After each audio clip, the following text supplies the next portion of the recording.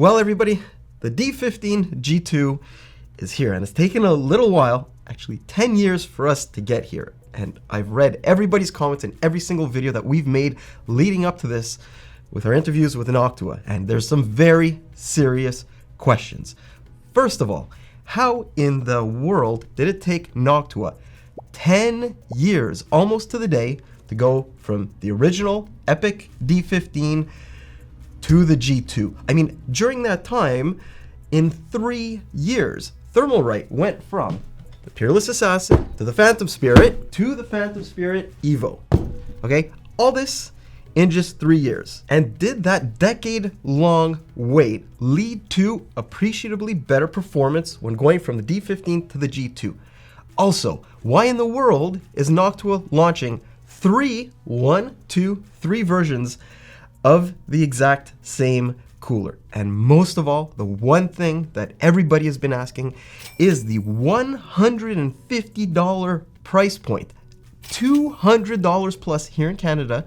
Really worth it when there are a bunch of coolers out there, especially from Thermalright and to a lesser extent DeepCool, that cost 1/3 the price. Anyways, the D15 G2 might carry the original's name, but it's a ground up brand new cooler, and you can see that by simply looking at them next to one another. The new one is just as wide but slightly taller, a bit narrower, and yes, heavier too. It also has 8 heat pipes instead of 6, and fin density has increased, with there now being a gap of just 1.6 millimeters rather than 1.9 millimeters, and that has allowed Noctua to add 23 extra fins. You'll also notice the fin stack extends a little bit further down towards the base, so overall surface area has increased by just over 20%. The heatsink towers themselves are now asymmetric, with the leftmost one being slightly thicker while the other is actually a bit thinner. Supposedly, this helps with fan loading and decreases turbulence in a push-pull configuration while also improving memory compatibility by just a bit. Speaking of compatibility, well, that was one of the major drawbacks of the original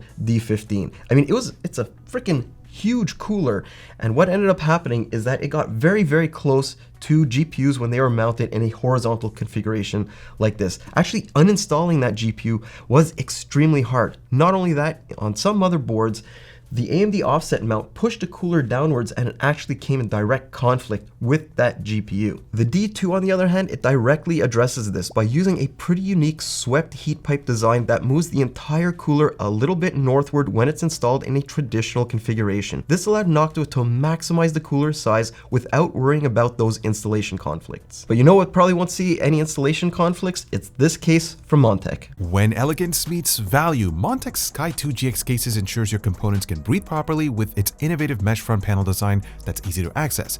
The included premium AX140 ARGB fans provide a sleek aesthetic boost, expand to eATX, load up to 11 fans, enjoy vertical GPU mounting, and level up your cooling game with support for up to 360mm radiators, and stay connected with a plethora of USB ports, including a fast USB-C port. The elegant airflow focus case has evolved. Check out the new Sky 2 GX down below. Anyways, probably one of the biggest changes that Noctua is making this time around is they're actually launching the D15 G2 with not one, but 3 different configurations, and that is going to lead to a bunch of buying confusion, I'm sure, because there's the standard version and 2 different baseplate options called HBC for Intel and LBC for AMD systems. All of them are priced identically too, but what do these terms even mean? Well, let's kick things off by understanding why Noctua went with 3 different base types, and that's because not all CPUs are made identically. Modern Intel chips have their processing die right at the package's center, while AMD's chiplet approach pushes their processing cores further southwards, making room for their larger I/O die. This means the main heat-producing components are in very different locations on both platforms. In addition to that, LGA 1700 processors have a rectangular shape that, when fresh out of the box, is slightly convex. But due to the way Intel's stock ILM or independent loading mechanism puts pressure on the CPU, it will quickly warp and become more concave in shape. As a result, most coolers' base plates simply won't make full contact, which lowers their overall efficiency and increases temperatures. And to make this situation even more confusing, every single CPU will be affected differently by this bowing. It's based on the number of thermal cycles. It could be IHS difference from one CPU to another, even within the same processor family. So basically, there is no one-size-fits-all solution for this. But that hasn't stopped there being various fixes that are out there to try and counteract it, like contact frames which replace the stock ILM and apply even pressure around the processor's contours. So the optimal solution for Intel processors is to have a heatsink base which follows the CPU's curvature for maximum contact, while also putting down most of its pressure over the center die area. That's where HBC, or high base convexity, gets factored into the equation as a very platform-specific optimization for Intel processors. Noctua also includes a kit of washers to reduce overall pressure, and that could technically help bring some processors into full contact with the D15 G2's high convexity base. AMD, on the other hand, well, that's a lot simpler. Their AM5 CPUs have a relatively flat base and don't have issues with warping, but their CCDs are in that unique location. So Noctua's solution here is the D15 G2 LBC, or low base convexity version. So an almost but not quite flat cooler base plate. And yes, it's still slightly convex, and that's so the main pressure point can be shifted downwards with an offset kit where it'll do the most good right over those hot running CCDs. So it should be pretty evident what Noctua is doing here. They're trying to squeeze every last ounce of performance out of their new heat sinks. And unfortunately, that could lead you down sort of like an approach that you're going to pigeonhole yourself into a solution that's only good for one specific socket. And that is where the standard version gets factored into things. This is a cooler that's supposed to do everything well and isn't laser targeted towards a single socket. And you can really see that here on the AM5 side.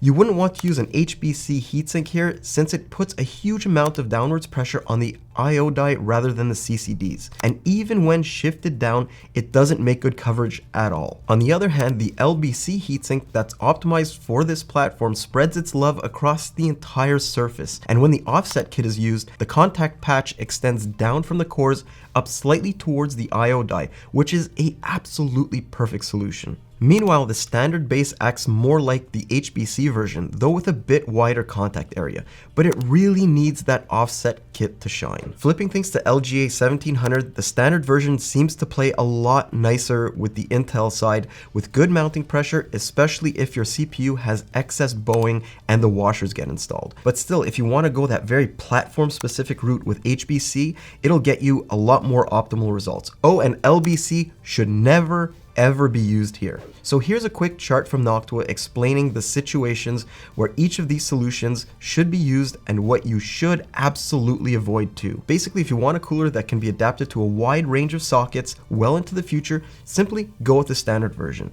Otherwise, if you want to be a bit closer tied to AMD or Intel, choosing something more platform specific could get you better cooling results. So other than the base plate, are there any massive differences between all three of these coolers? And the answer to that is absolutely not. They are 100% identical to one another. They even all come with identical mounting hardware. That means they all get the AMD offset mount, even the HBC version. They all get the ILM washer kit, and yes, the LBC edition comes with it too, even though Noctua doesn't recommend it. Another interesting change here is the move to a Torx-based mounting system instead of a Phillips head. And don't worry, they include a long-headed screwdriver for it too. But by far, the biggest change to this cooler when you compare the original to the G2, and the main reason why this thing took so bloody long to release are, well, simply the fans. The amount of engineering that went into these things is just mind-blowing. I did a full interview with Noctua that you can find sort of like right up here or right up here if you want to go into the nitty-gritty details. But look, I've said this once and I'm going to say it again. Every single good cooler manufacturer, they design a fan first and then they build the heatsink around that. And that is exactly what happened in this situation. And basically, when compared to the previous generation, the A14x25 G2 fans are better in every way according to Noctua's own internal numbers. Anyways, to get a better, I guess, unscientific idea of what they actually sound like, let's give them a quick listen.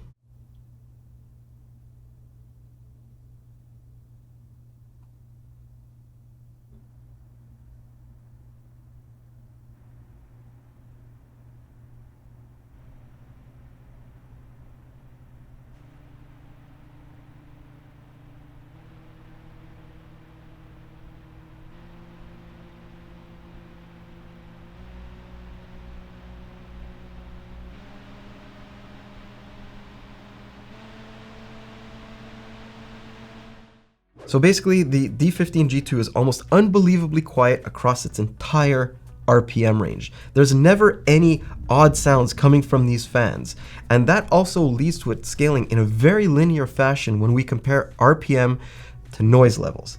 Now, the next area that we wanted to get into here is actual testing, because when it comes to the price and how long this thing has been in development, well, there's a ton of expectations tied to it. But first, I want to explain what's all being tested here. On Intel, we'll be showing the results of the HBC version along with a separate set of numbers with the ILM washers installed. We'll also be running the standard G2 in its out-of-box configuration. AM5, well, that's a little bit more straightforward with the LBC and standard versions being installed in their offset positions, because why wouldn't you just go ahead and install it in offset to begin with? Those will be put up against our top performing air coolers along with the Arctic Liquid Freezer 3 240mm for an indicator of what one of the best AIOs on the market can do, and one that's a full $50 less than the D15 G2. And no, I know what you're going to say in the comments below. I'm not including a 360mm AIO here since our methodology for testing those is still being fleshed out. I should also mention that all the coolers are being tested with Arctic's MX4 thermal compound, and the results you see are the average of 3 separate mounts for every single data point. And just one other sort of small thing to note here is that we retested every single cooler specifically for this video. Now that's why you might see a little bit of variance between the results that you see here with the results that you've seen in some of our previous testing. But anyways, with all that out of the way, I think we should talk about the Intel results. So let's start out with a pretty minor 180 watts of thermal load, where the original 10-year-old D15 was already a pretty good competitor, but more current heatsinks like the Corsair A115, Phantom Spirit, and Frost Spirit V3 ended up either matching or beating it. And if we place the new D15 G2 in its standard configuration here, it's evident that Noctua did something amazing with temperatures that are a solid 3 degrees lower than the original. But it gets even better than that with the high convexity base version, which puts down some just crazy numbers, being the first air cooler we've ever tested to get below the 70-degree mark at just 36 decibels. And add those ILM washers and it can really fly, essentially matching one of the better 240mm AIOs we've tested recently, moving upwards to 253 watts, and this is where the old D15 ended up struggling just a bit against competitors that were engineered for LGA 1700 CPUs. But now that Noctua's had the chance to do that too, well, the standard G2 puts down numbers that I actually thought would be impossible for an air cooler. You might remember last year Noctua was promising an improvement of about 1 to 2 degrees, but now we're averaging up to 4 degrees in some situations. In this situation though, the high convexity base has a little bit less of an effect, but it will make it all that much harder to beat the D15 G2 if anyone manages to launch a direct competitor. And we actually did find one very odd thing here, and that is adding those ILM washers, they had absolutely no effect here. And that is really bizarre because the processor is actually running hotter here at 253 watts, whereas at the lower 180 watts, we actually saw more benefit. And I'll level with you here. We went way beyond our initial testing methodology when it comes to these numbers because they simply didn't make sense, right? Because as heat loads increase, Boeing, well, that should get worse and worse, especially on a CPU that has been thermal cycled as much as the 13900K we're using in these tests.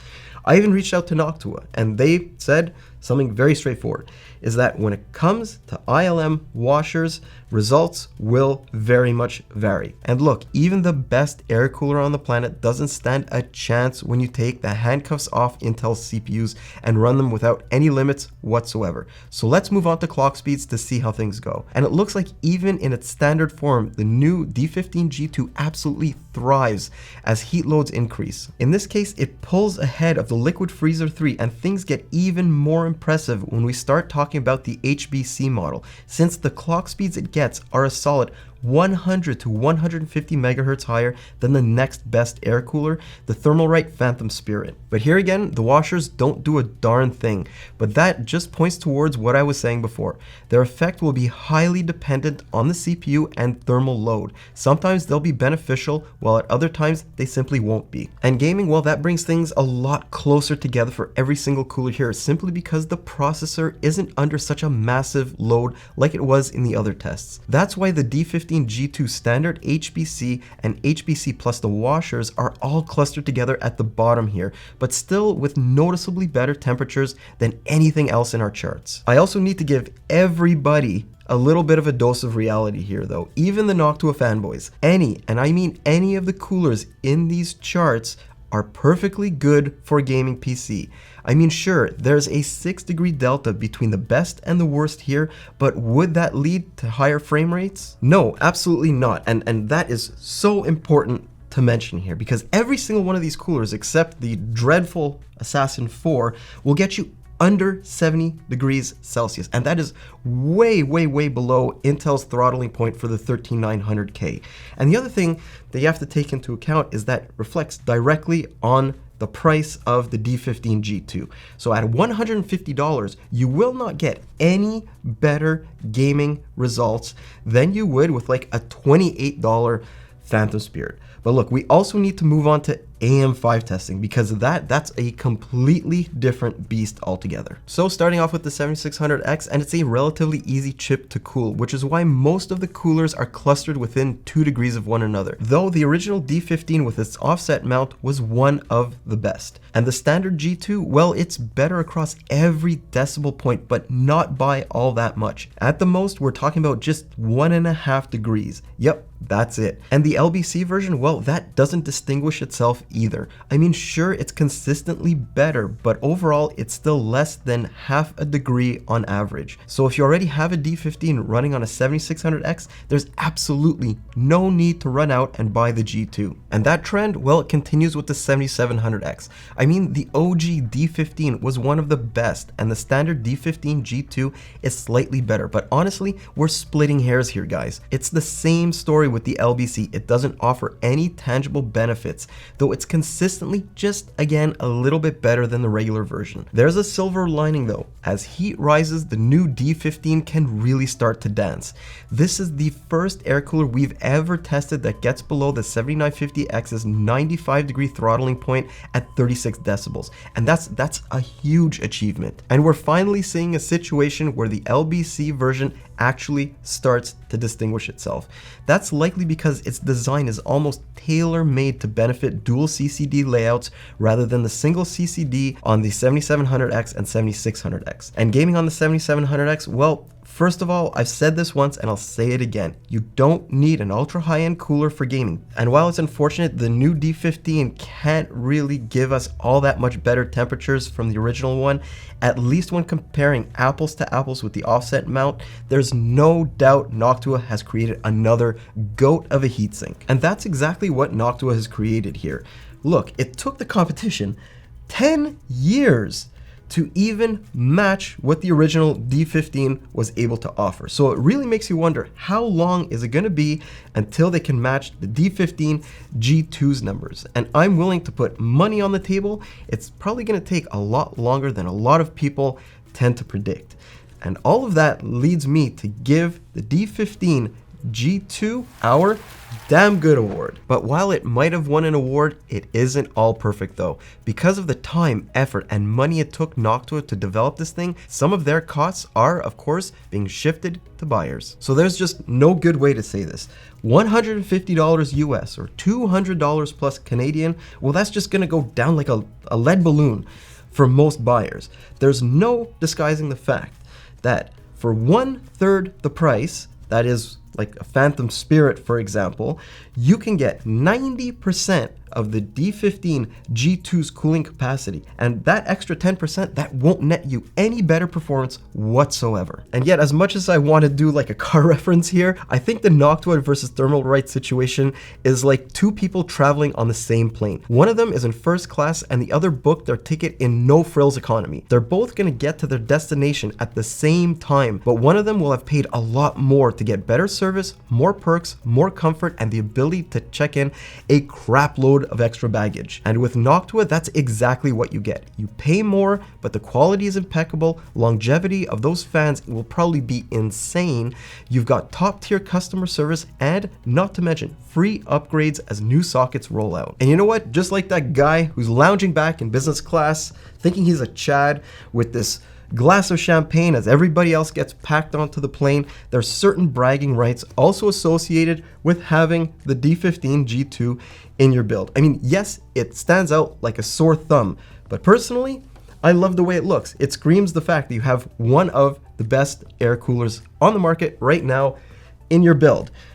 The only issue, and this is a big word of warning, I personally don't think that there's any point for people buying a very platform-specific version of this cooler. I mean, the HBC and LBC versions are great to have for Noctua to win in benchmarks like the ones that you've seen here, and also to keep the D15 G2 well ahead of the competition. But unless something like this offers much better performance, I personally don't think that there's any reason to buy it. And other than some edge cases, these simply don't do that when compared to the D15 G2's standard version. A few degrees lower temperature is not worth the price of tying optimal performance to a given platform and a base plate design that might not even play nice with future processor designs. But overall, I think even the Noctua haters can appreciate what has been accomplished with this heatsink, specifically with the fan design. It has taken an untold effort to push through a ceiling or a plateau that we thought was there in the air cooling market. In a lot of cases, I even said it, it does not get any better than what we've already seen. But Noctua, they've accomplished that. But with that, there's also a lot of questions that are still out there right now. What is the Ryzen 9000 series going to bring? Is Arrow Lake S going to change all of these optimizations that Noctua has made specifically to the HBC version? Not only that, Thermalright has some amazing looking coolers coming out. So look, this year, or the remainder of this year, is going to be banging for all things air cooling. And I'm going to be here along for the ride with you guys. So anyways, I'm Mike with Hardware Canucks. I'm going to see you in the next one. Have a great day, guys.